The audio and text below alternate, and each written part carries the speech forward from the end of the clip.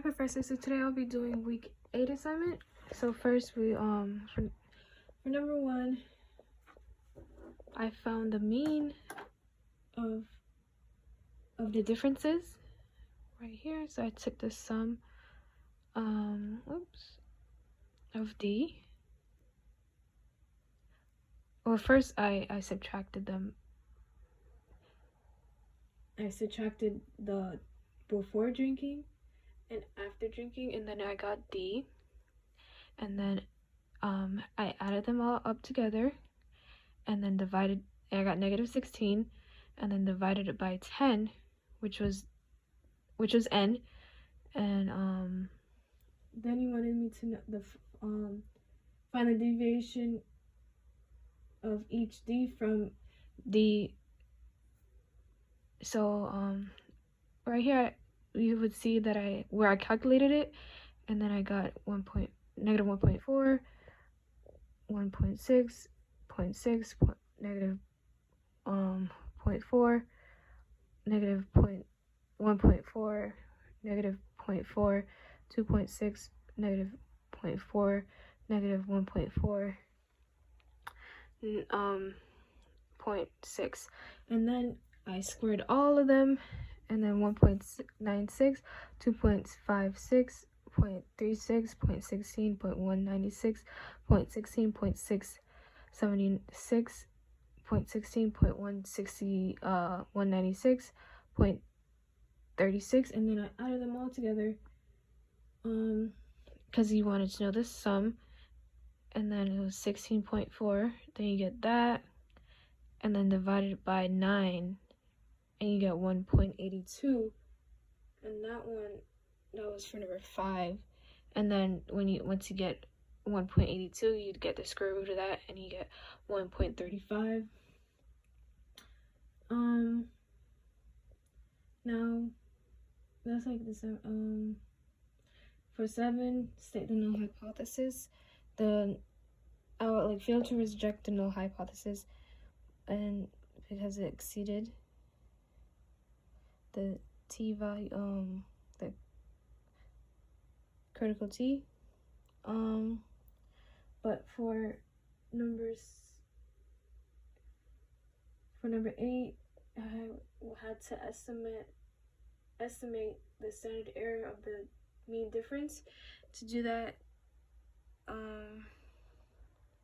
get the standard deviation and then divide it by the square root of n, and then boom, I did the equation and got 0.427, and then you would need that for the next equation to get t, and you put the d mean of differences, and subtract it by mean, and that's 0 in this case, and then you divide these together, and then I got the t value of 3.747, and for 10, at alpha 0.05, the difference,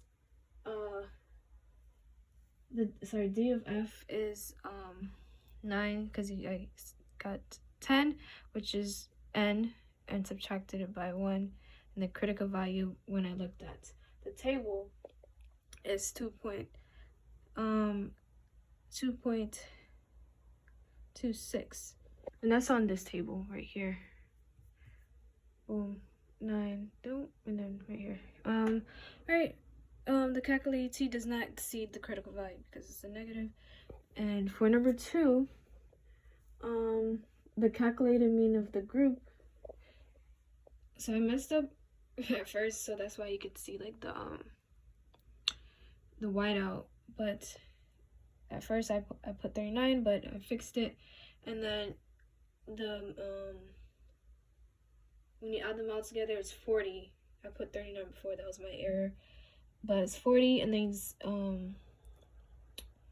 then subtracted by 10. Divided by 10, and that's the mean. And then the mean for this one, when you have to add all of them together, and then I got 70, divide that by 10, it's 7.0, and then calculate x minus the mean. And then I just do that right here. I have the equation right here. And then it's -1, 0, -3, -3, 1, 4, -2, -3. Oh, sorry, that's just 3. 1, 0, and then you square them. That's for number 3 though. And then you get all the squared numbers right here, and then you add them all together. It's 50. And you do the same thing here, where you subtract the mean by each of the x's, and then it's 0, -3, -1, -4, 3, 0, -1, 2, 1, 3, and then you square them. It's 0, 9, 1, 16, 9, 0, 1, 4, 1, 9, and you add those together, it's 50. And then it's 50 right here. So for number 4, the sum of the squares divided by n minus 1, so it's 50 divided by 9 is 5.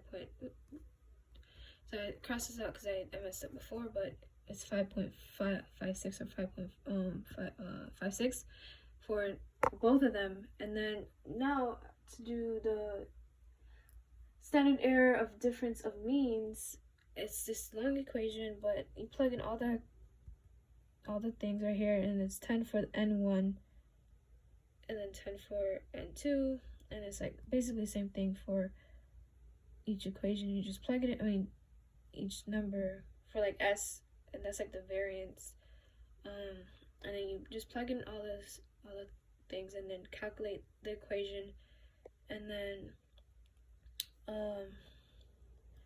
it's 10 plus 10 minus 2 because it's n1 and n2. That's how much things are in each sample, the sample size.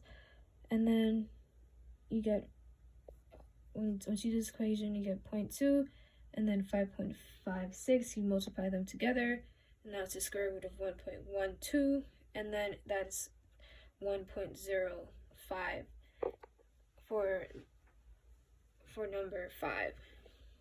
Now for 6,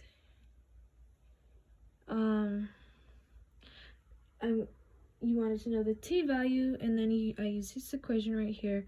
Plug in 4 because that's x1.